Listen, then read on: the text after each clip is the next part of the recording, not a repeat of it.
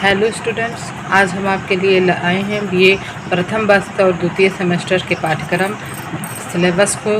आज हम जानेंगे हमें द्वितीय सेमेस्टर में क्या क्या पढ़ना है, कौन कौन से टॉपिक्स हैं। सारे टॉपिक्स को हम स्टेप बाय स्टेप जानेंगे और समझेंगे।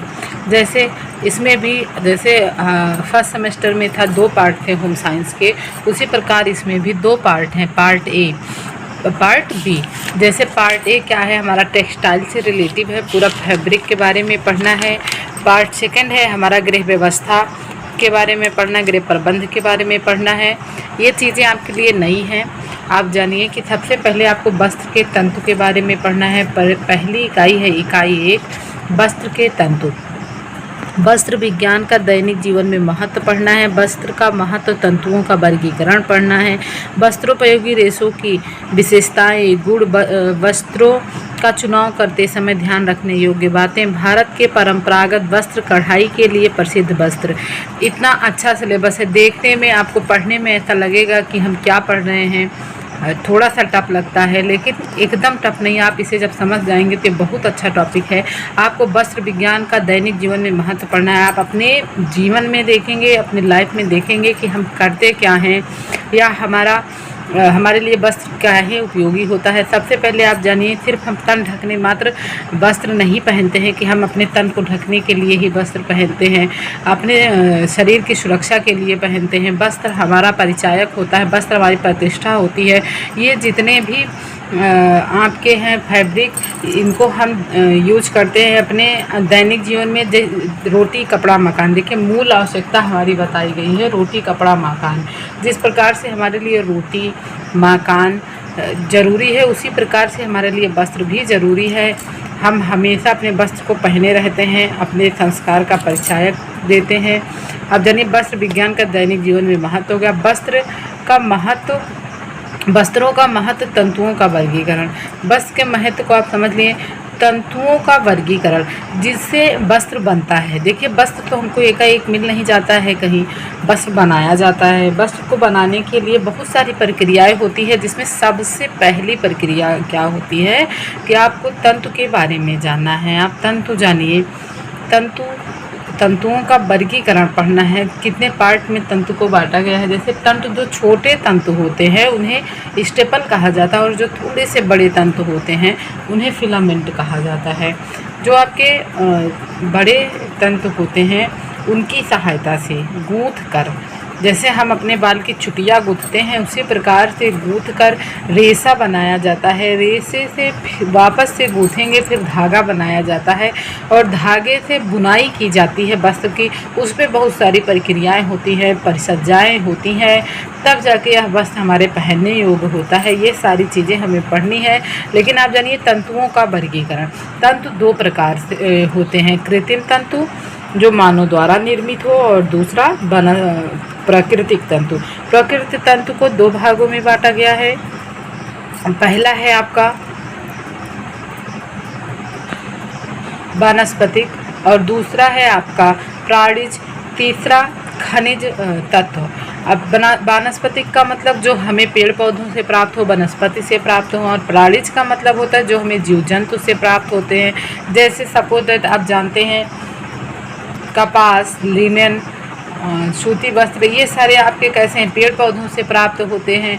और ऊन, रेशम, ये जंतु जनित है जो हमें प्राणियों से प्राप्त होते हैं, जंतुओं से प्राप्त होते हैं। इसी प्रकार से रेशों का आपको वर्गीकरण पढ़ना है। वस्त्रोपयोगी रेशों की मुख्य विशेषताएं बताइए। गुण, तो वस्त्रोपयोगी रेशों के गुण, जैसे हमें ठंडी में पहनना है तो वो गर्मी देने वाला वस्त्र हो, वस्त्र के लिए रेशमी वस्त्र हो जो हमारे शरीर को चुभे नहीं, हमारे शरीर की रक्षा करे, गर्मी से, धूप से, ठंड से हमें बचाएं। फिर आपको वस्त्रों का चुनाव करते समय ध्यान रखने योग्य बातें। आपको वस्त्र को, जब आप अपने लिए वस्त्र चुनते हैं उस टाइम आपको चुनाव करते हैं कि हमें किस लिए लेना है वस्त्र। तो सबसे पहले ध्यान रखने योग्य बात ये होती है कि आप वस्त्र को किस मौसम में ले रहे हैं और किस मौसम में पहनने के लिए, उपयोग के लिए ले रहे हैं। दूसरा आपका प्रयोजन है। प्रयोजन का मतलब आप किस उद्देश्य से वस्त्र ले रहे हैं, शादी ब्याह के लिए ले रहे हैं, या स्कूल के लिए ले रहे हैं, घर में यूज के लिए ले रहे हैं, या सोफे तकिए का कवर पर्दा, चादर आदि के लिए ले रहे हैं। ये सारी बातें आपको ध्यान में रखनी होती है, मूल्य ध्यान में रखना होता है और उसके कलर को ध्यान में रखना होता है। ये सारी चीज़ें आपको ध्यान रखने योग्य बातें हैं। भारत में परंपरागत वस्त्र, कढ़ाई के लिए प्रसिद्ध वस्त्र, इन सारी चीज़ों को आपको पढ़ना है। बहुत ही ईजी है, आप बस इसे अपने दैनिक जीवन से जोड़िए, आपको समझ में आने लगेगा। अब देखिए इसमें दिया गया है तंतुओं का वर्गीकरण। देखिए आप यहाँ वस्त्रों का महत्व, तंतुओं का वर्गीकरण पढ़ते हैं और फिर यहाँ आपको थोड़ा सा डीप पढ़ना है। तंतुओं का वर्गीकरण स्रोत के आधार, मतलब ये हमें कहाँ से प्राप्त होते हैं। प्राकृतिक तंतु, कृत्रिम तंतु, विशिष्ट रेशे, प्रकृति एवं कृत्रिम तंतुओं में अंतर पढ़ना है बस। और ये तो बहुत ही अच्छा है। कृत्रिम का मतलब होता है जो मानव द्वारा निर्मित किया गया। वानस्पतिक आप पढ़ ही चुके हैं। प्रकृति में 2 प्रकार से दिया जाता है, 3 प्रकार से दिया जाता है, वानस्पतिक, प्राणिज और खनिज। खनिज का मतलब आपको जैसे एस्बेस्टास हो गया, तांबा हो गया, लोहा हो गया, चांदी हो गया, सोना हो गया। और वानस्पतिक का मतलब जो हमें पेड़ पौधों से प्राप्त हो, उसमें भी आपको डिवाइड किया जाता है। बीज वाले तंतु, तने वाले तंतु, पत्ती वाले तंतु, जड़ वाले तंतु, इनको फल वाले तंतु। इन्हें आप जब डीप पढ़ेंगे फिर अच्छे से समझाया जाएगा। अभी आप सिलेबस समझिए। तीसरा आपकी दूसरी यूनिट आ जाती है इकाई 2, कपास इतिहास, तंतु की रचना एवं विशेषताएं, कपास की खेती, सूती वस्त्र के निर्माण प्रक्रियाएं, कपास की विशेषताएं। चौथा आपका लिनन इतिहास, तंतु की रचना एवं विशेषताएं। लिनन की खेती, वस्त्र निर्माण प्रक्रिया के सोपान, लिनन तंतुओं की विशेषताएं, लिनन की पहचान, लिनन वस्त्रों का उपयोग, उपभोक्ता के लिए लिनन का महत्व। देखिए लिनन जो खेती तंतु होते हैं ये पेड़ के तने से प्राप्त होता है। उस पेड़ का नाम फ्लैक्स होता है। फ्लैक्स नामक पेड़ के तने से ये प्राप्त होता है। कभी कभी हमसे पूछ लिया जाता है तने वाले रेशे लिनन कैसा है, तो हम बताएंगे यह तने से प्राप्त होने वाला रेशा है। इसकी खेती कैसे की जाती है, उसको तंतु को कैसे निकाला जाता है उसकी छाल से। फिर आपका आता है ऊन इतिहास, तंतुओं की रचना तथा विशेषताओं के बारे में आप जानते हैं। ऊन हमें भेड़ बकरियों से प्राप्त होता है, खरगोश से प्राप्त होता है। ऊन प्राप्त के साधन, ऊनी रेशों के का वर्गीकरण, ऊन की श्रेणी, ऊन का उत्पादन एवं निर्माण आपको पढ़ना। फिर आप रेशम पे आते हैं, रेशम इतिहास, तंतुओं की रचना एवं विशेषताएं, रेशम का उत्पादन, रेशम के प्रकार, स्वनिर्मित एवं उत्पादित रेशम में अंतर, रेशम की विशेषताएं, उपभोक्ता के लिए रेशमी वस्त्रों का महत्व। इतना अच्छा टॉपिक है। आपको रेशम से रिलेटिव आप अपने सिलेबस में भी पढ़ते हैं और कभी कभी ये हमें कंपटीशन लेवल में भी पूछ लिया जाता है। रेशम शहतूत के पेड़ पर कीड़े पाले जाते हैं, कोकून नामक कीड़े पाले जाते हैं। उस कोकून के कीड़े के लार से हमें यह रेशम प्राप्त होता है। वो अपने लार से हमें ये तंतु देते हैं, जिसका उत्पादन सर्वप्रथम चीन में हुआ था। इसके बारे में जब हम इसका इतिहास पढ़ेंगे तो हमको अच्छे से पढ़ाया जाएगा। रेयान इतिहास, तंतु की रचना एवं विशेषताएं। रेयान मानव निर्मित रेशम के नाम से भी जाना जाता है। रेयान के रेशों का निर्माण, रेयान के प्रकार, रेयान की तैयारी, रेयान की विशेषताएं, रेयान के धागा निर्माण करने की प्रक्रिया, रेयान के वस्त्रों का उपभोक्ता के लिए महत्व।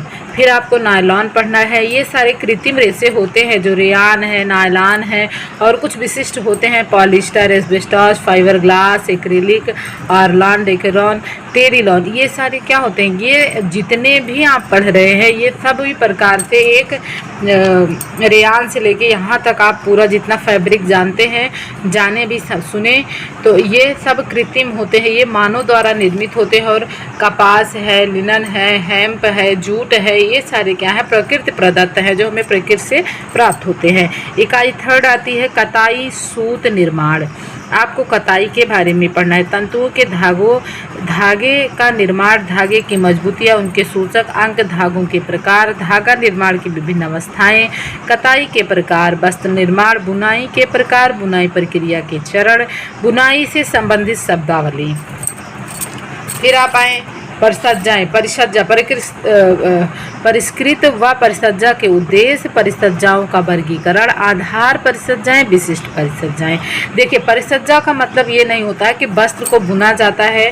जब भी वस्त्र बुना जाता है उसे करघे पर बुना जाता है। करघे पर से जो वस्त्र बुनकर उतारा जाता है उसका नाम ग्रे गुड्स होता है। वो ग्रे गुड्स नाम से जाना जाता है। उसमें विशेष प्रकार की परिसज्जाएं की जाती हैं, तब वह वस्त्र हमारे पहनने के लिए या उपयोग करने के लिए होता है। ऐसे हम तुरंत उतारे हुए वस्त्र नहीं पहन सकते। वो कभी कभी जब सघन बुना होता है तो वो चमड़े के समान दिखाई पड़ता है। जब वही वस्त्र ढीला बुना होता है तो वो झिलझिला सा दिखाई पड़ता है और उस पर परिसज्जा कीजिए। परिसज्जा का मतलब ये नहीं कि उस पर ढेर सारी सजावट की जाती है। उस पर इतनी सारी कुटाई प्रक्रिया, मर्सराइजिंग, टेटरिंग, कैलेंडरिंग नामक प्रक्रियाएँ की जाती हैं ताकि वह वस्त्र हमारे उपयोग के लिए हो, जिससे हम उसे पहन सके, अन्यथा हम पहन नहीं सकते। रंगाई, रंगाई का अर्थ रंग, रंगों के प्रकार, रंगों की प्राप्ति, स्रोत, रंगाई की प्रक्रिया, रंगने की अवस्था। फिर छपाई, छपाई से आशय, छपाई की विधियाँ। परिधान निर्माण के उपकरण, परिधान निर्माण के उपकरण, सिलाई मशीन तथा उसकी संरचना, मशीन के सहायक पुर्जे, मशीन की देखभाल, सिलाई के रख रखाव, मशीन से सामान्य दोष और उन्हें दूर करने के उपाय। फिर परिधान निर्माण के सामान्य सिद्धांत। परिधान का मतलब जब वही वस्त्र, हम ऐसे भी अपने भी कपड़े को कहते हैं कि ये क्या है, कपड़ा है, वस्त्र है, नहीं। वस्त्र वो होता है जो किसी रूप में ना उतारा गया हो और जब काट पीट कर इसे आकार दे दिया जाता है तो वो क्या कहलाएगा, परिधान कहलाएगा। जो लोग हम लोग पहनते हैं वो क्या होता है, परिधान होता है। परिधान तैयार करने के चरण, विभिन्न प्रकार के वस्त्रों हेतु शरीर की नाप लेना, ड्राफ्टिंग एवं पैटर्न बनाना, परिधान निर्माण हेतु वस्त्र तैयार करना, कपड़े पर निशान लगाना तथा काटना, सिलाई पर सज्जा। अब हम आते हैं पार्ट बी पे, इकाई 5, गृह व्यवस्था, अर्थ, परिभाषा, दर्शन और पारिवारिक जीवन की भूमिका। फिर गृह व्यवस्था का अर्थ, परिभाषा, दर्शन, घर में व्यवस्थापन की भूमिका। देखिए, गृह व्यवस्था दो शब्द से मिलकर बनता है। गृह व्यवस्था घर और जिसमें घर का, गृह व्यवस्था दो शब्द से मिलकर बनता है, गृह और व्यवस्था, जिसमें गृह से आते घर से होता है और व्यवस्था का मतलब प्रबंधन करना, व्यवस्थित करना। घर हम उसे कहते हैं जिसमें हम एक दूसरे के आवश्यकता के लिए, एक दूसरे के प्रेम भाव स्नेह के लिए जीते हैं, अन्यथा हम उसे घर नहीं कहते हैं। जिसमें सभी लोग एक दूसरे के साथ व्यवस्थित नहीं रहते हैं, वह मकान कहलाता है। ईंट पत्थर को हम मकान कहते हैं। घर का मतलब हम पेड़ के नीचे भी रहें और प्रेम से रहें तो वह क्या कहलाएगा, घर कहलाएगा। और घर व्यवस्था के निर्धारक मूल्य, लक्ष्य एवं स्तर को आपको पढ़ना है। फिर व्यवस्थापन में योजना, निर्माण एवं मूल्यांकन। फिर आपका इकाई आता है 6, पारिवारिक साधन, साधनों का महत्व, साधनों का वर्गीकरण, गृह व्यवस्था के लिए प्रयुक्त साधनों में पाई जाने वाली समानताएं, पारिवारिक साधनों को प्रभावित करने वाले कारक। अगला आता है गृह व्यवस्था में निर्णय प्रक्रिया। निर्णय प्रक्रिया का अर्थ एवं परिभाषाएं, निर्णय प्रक्रिया के सोपान, निर्णय के प्रकार, विरोध पूर्ण स्थिति को तय करना, परिवर्तन का स्तर, समय एवं शक्ति व्यवस्थापन। अगली इकाई है आपकी समय एक संसाधन के रूप में, समय व्यवस्थापन के प्रमुख चरण, समय व्यवस्थापन के यंत्र, शक्ति एक संसाधन, थकान, थकान के कारण, थकान के लक्षण, थकान के प्रकार, थकान को दूर करने के उपाय। देखिए, समय हमारे जीवन में बहुत महत्वपूर्ण होता है। समय से जब हम व्यवस्थित होकर चलते हैं तभी हम अपने लक्ष्य की प्राप्ति कर पाते हैं, अन्यथा नहीं। धन व्यवस्थापन, धन, आय, व्यय एवं बजट, पारिवारिक आय, विभिन्न स्रोत, आय को प्रभावित करने वाले तत्व, पारिवारिक व्यय, पारिवारिक बजट के उद्देश्य, बजट के प्रकार, पारिवारिक बजट का महत्व, बजट में व्यय के प्रमुख मुद्दे, बजट बनाना, हिसाब किताब करना, दैनिक हिसाब रखने की विधि, व्यक्तिगत पारिवारिक आर्थिक स्थिति को उन्नतशील बनाने के साधन। फिर अगला है आपका धन व्यवस्थापन, बचत एवं विनियोग, इसके बारे में आपको पढ़ना है। सब बचत के बारे में पढ़ना है, बैंक के खातों के बारे में पढ़ना है, कौन से बचत खाते होते हैं, कहाँ हम अपने धन को सुरक्षित रख सकते हैं, कहाँ से आपके धन कटेंगे। फिर आपका आता है कार्य सरलीकरण, ये बहुत अच्छा टॉपिक है आपके जीवन के लिए। कार्य सरलीकरण, जब भी कार्य सरली का अर्थ होता है कि हम किसी भी कार्य को अत्यंत सीमित साधनों में सरल बना लें। ऐसा नहीं कि उनके पास कार है तो बहुत तेज़ चले गए, हमारे पास साइकिल है तो हम नहीं जा पाए। हम क्या करेंगे, अपनी साइकिल को दूसरे रास्ते ले जाएंगे। हम जब अपने कार्य को अपने दिमाग से, अपने मितव्ययी होकर कम बजट में, कम साधन में सरल कर लेते हैं, वही क्या कहलाता है, सरलीकरण कहलाता है। फिर आपका आता है समय एवं शक्ति बचत के साधन, समय और शक्ति को बचाने का तरीका, थकान, समय, शक्ति बचत के साधन, उपकरण, वस्त्र के प्रकार तथा ताप एवं समय की आवश्यकता, माइक्रोवेव ओवन के बारे में आपको पढ़ना है। आपका सिलेबस यहीं पे समाप्त होता है। अब देखिए, बहुत अच्छा टॉपिक है, सेकंड सेमेस्टर में आप पढ़ेंगे और यही चीज़ें आपको जाके 5th सेमेस्टर में वापस से मिलती हैं। ये परिसज्जा आपको, रंगाई, छपाई, ये सारी चीज़ें आपको 5th सेमेस्टर में वापस से मिलेंगी। आप अभी इसे ध्यान से पढ़े रहेंगे तो उसमें थोड़ा सा डीप आपको पढ़ना होता है, ज़्यादा नहीं। चलिए, आप हमारा चैनल सब्सक्राइब एवं लाइक कर दीजिएगा।